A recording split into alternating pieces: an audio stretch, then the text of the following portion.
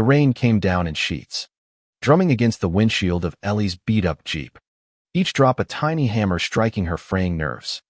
She gripped the steering wheel, knuckles white, her breath fogging the glass as she squinted through the storm. The narrow dirt road to her family's cabin, her sanctuary. Her escape was blocked. A flimsy orange barricade, stamped with the pristine logo of the Shoreline Estates, HOA, stood like a smug gatekeeper. Beyond it, a pile of gravel and a backhoe loomed in the dark, silent and mocking. Ellie's chest tightened. This was her land, her road, her memories. And now, Karen Whitaker, the HOA's self-appointed queen, had decided it wasn't. Ellie killed the engine, the sudden silence amplifying the rain's relentless patter. She could still hear her father's voice, low and warm. From childhood summers at the cabin, this place is ours. Ellie, no one can take it from you. But Karen had tried.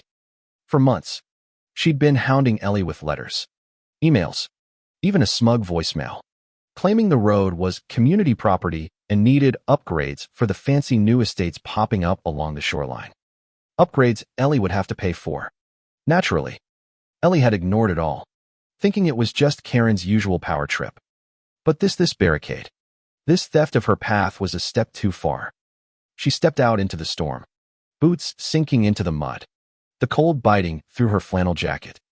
The air smelled of wet pine and betrayal. She shoved the barricade aside, the plastic scraping her palms, and stomped toward the gravel pile. Her flashlight beam cut through the dark, catching the glint of a sign, construction authorized by Shoreline Estates, HOA. Trespassers will be fined. Ellie's laugh was bitter, swallowed by the wind. Trespassers. On her own land. She'd inherited this cabin, this road, this slice of freedom from her father. Karen could shove her fines where the sun didn't shine. Back in the Jeep, Ellie's phone buzzed. A text from her neighbor, Old Man Pete, who lived a mile down the shore. Karen's at the community meeting tonight, bragging about fixing your road. You coming? Ellie's jaw clenched. She could picture Karen, all pearls and hairspray, holding court in the community center, her voice dripping with fake concern. It's for the greater good, she'd say, while her minions nodded like bobbleheads. Ellie's fingers hovered over the phone, tempted to reply, but instead, she tossed it onto the passenger seat. She wasn't going to a meeting. She was going to war. The cabin was a half-mile trek through the woods now, thanks to Karen's stunt. Ellie grabbed her backpack, the weight of it grounding her, and started walking. The forest was alive with sound, branches snapping underfoot, the distant hoot of an owl, the rain hissing through the pines. Her boots squelched in the mud, and her breath came in sharp, angry puffs. She'd spent every summer here as a kid, fishing with her dad, reading on the porch, the lake's gentle waves lulling her to sleep. After he died, the cabin became her anchor, the one place where the world's chaos couldn't touch her. And now Karen, with her manicured claws, was trying to rip it away. Halfway to the cabin, Ellie froze. A figure stood in the path, barely visible through the rain. Her heart lurched, her hand instinctively reaching for the pocket knife in her jacket. Who's there? She called, her voice sharper than she meant. The figure stepped forward, and the flashlight revealed a teenage girl, soaked to the bone, her hoodie plastered to her frame. She couldn't have been older than 16, with wide, nervous eyes and a backpack slung over one shoulder. I'm sorry, the girl stammered, hugging herself against the cold. I didn't mean to scare you. I'm just lost. Ellie's guard softened, but only slightly. Lost. In this storm. What's your name? Jenna, the girl said, teeth chattering. I was hiking with friends, but we got separated. I saw your light, and she trailed off, glancing at the ground, where her sneakers were caked in mud. Something about her, maybe the way her voice cracked, or the way she stood, small and defiant despite the storm, reminded Ellie of herself at that age. Alone, stubborn, and a little broken. Come on, Ellie sighed, jerking her head toward the cabin. You're gonna freeze out here. Jenna hesitated, then followed, her steps tentative. As they walked, Ellie's mind churned. This wasn't just about her anymore. Karen's roadblock wasn't just screwing her over, it was endangering people like Jenna. Kids who might wander too far and get stuck in the middle of nowhere. The cabin came into view, its weathered logs glowing faintly under the flashlight's beam. Inside, it smelled of cedar and old books, a scent that wrapped around Ellie like a hug. She lit a fire in the stone fireplace, the crackle of wood filling the silence as Jenna huddled on the couch, wrapped in a quilt. "You live here?" Jenna asked, her eyes scanning the room, the faded photos on the wall, the chipped mug on the coffee table.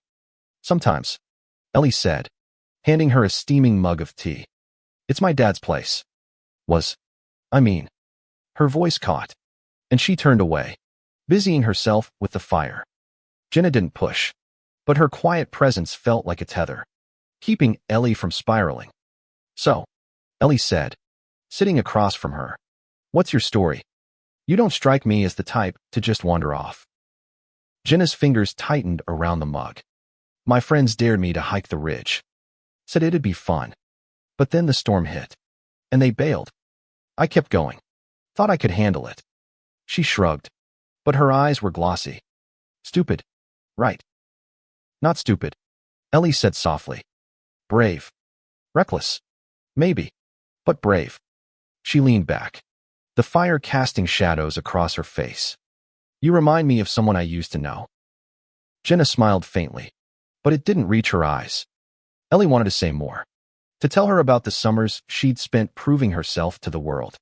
But the moment passed. Instead, she asked, "You got a phone? Let's call your folks." Jenna shook her head. "Battery's dead.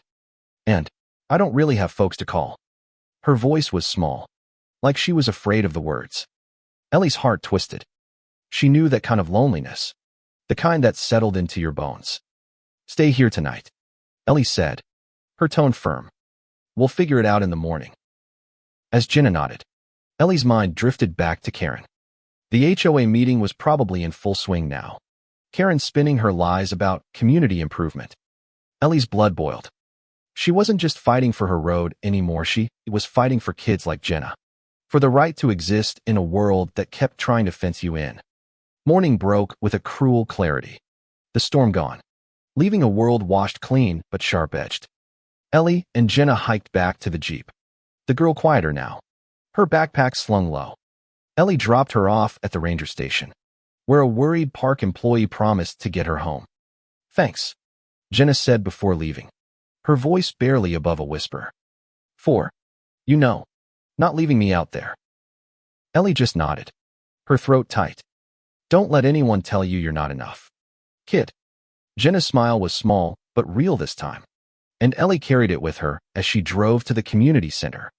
The meeting was already underway when she arrived. The room packed with homeowners in pressed khakis and polo shirts. Karen stood at the front, her voice syrupy sweet as she gestured to a PowerPoint slide about road enhancements. Ellie's entrance wasn't subtle. She let the door slam behind her, the sound echoing like a gunshot. Heads turned. Karen's smile faltered. "Just for a second." "Ellie," Karen said, recovering quickly. "So glad you could join us. We were just discussing the improvements to the access road." "My road," Ellie cut in, her voice low but carrying. "The one you blocked without my permission. The one my family's owned for 3 generations. Murmurs rippled through the crowd. Karen's eyes narrowed, but her smile stayed plastered on. "Now, Ellie, it's a community asset," Karen said, her tone patronizing. "We're all in this together."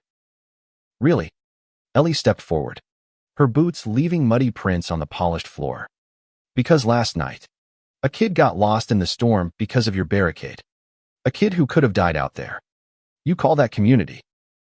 The room went silent. Karen opened her mouth, but Ellie wasn't done. "And here's the kicker," she said, pulling a folded document from her jacket. "You all depend on the bridge to get to the shoreline. The one my dad built. The one I own." She let that sink in, her eyes locked on Karen's. "You want to play dirty? Fine. I'll close the bridge. See how your fancy estates do without access." Gasps filled the room. Karen's face turned the color of her lipstick. "You wouldn't dare?" she hissed. "Try me," Ellie said, her voice steady as steel. She turned to the crowd, holding up the deed. This isn't about money or power. It's about what's right. My family built this place. We didn't need an HOA to tell us how to live. And I'm not letting you take it from me or anyone else who just wants a piece of peace. Old Man Pete stood up, clapping slowly. She's right, he said, his gravelly voice cutting through the tension. Karen, you've been fleecing us for years. I'm done. Others nodded, a few standing in solidarity. Karen's empire was crumbling, and the look on her face pure. Impotent rage was sweeter than any victory Ellie could have imagined. She walked out, the deed still in her hand, the weight of it lighter now. The air outside smelled of pine and possibility. Karen could keep her barricades, her rules, her petty kingdom. Ellie had the bridge, the cabin, and the truth. And that was enough.